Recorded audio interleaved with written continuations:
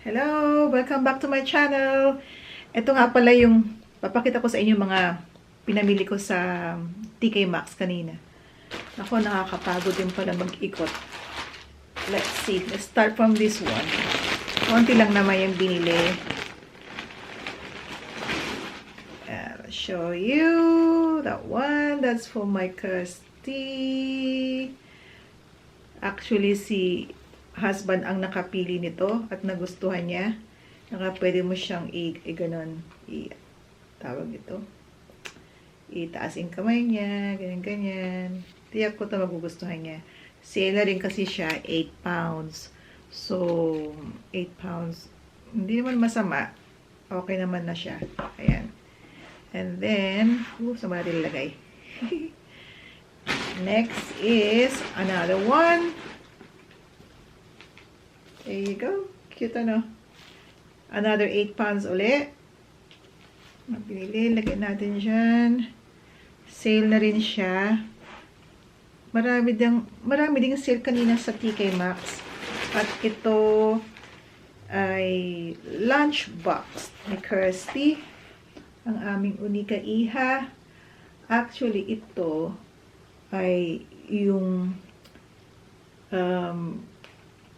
3 pounds nito ay idodonate yan sa children, sa kayang young people na merong pangangailangan.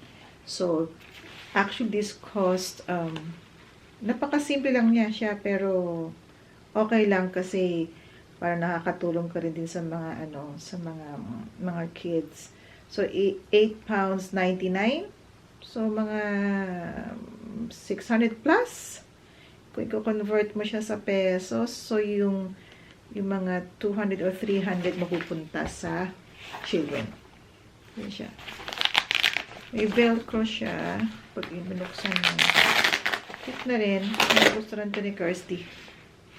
Yan. Very simple. And, nasa pa isang bag. Ito.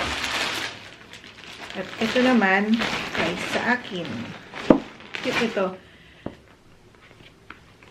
Headband. Yan.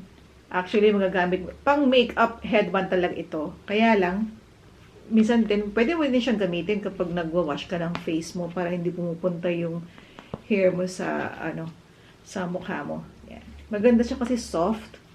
Yan. Sale din siya. Dati siyang 7 pounds 99. So, naging 2 pounds 99 na lang siya. It's not bad. Saka, very soft din. Saka, ang cute din yung tignan. Kasi, at last, yun lang naman ang binili ko. Ito. Unang-una pala nakita ko na. Nagustuhan ko siya. Hindi naman siya kamahalan. Actually, ito ay Polaroid product. Ito yung brand ng yung brand name ng camera. Polaroid siya. So polarized, it means that may anti-glare siya. Dati siyang 50 pounds. If I'm not mistaken, parang kasi natanggal na yung niya eh. Dati siyang 50 pounds, naging 19 pounds. Tapos hanggang sinela nila ng 16. Kita nyo ba? Napunit na tuloy. Hanggang 16 pounds na lang siya. Napakagaan. At saka, sinubuhan ko rin siya. Ganda. Simple. Yun lang naman ang binili. Di naman gaanong kadami. So, in total, 20 and more or less like parang 45 pounds na gastos ko sa TK Maxx. Next time na vlog ko, dadaling ko naman kayo sa ibang shop. Dapat kanina pumunta ako sa H&M kaso wala ng time dahil sa parking nga. May oras kasi dito. Kapag lumagpas ka, pwede kang matiketan. So, next probably na vlog ko, ibang shop naman ang pupuntahan natin para makita niyo kung ano yung mga new style sa H&M. Bye!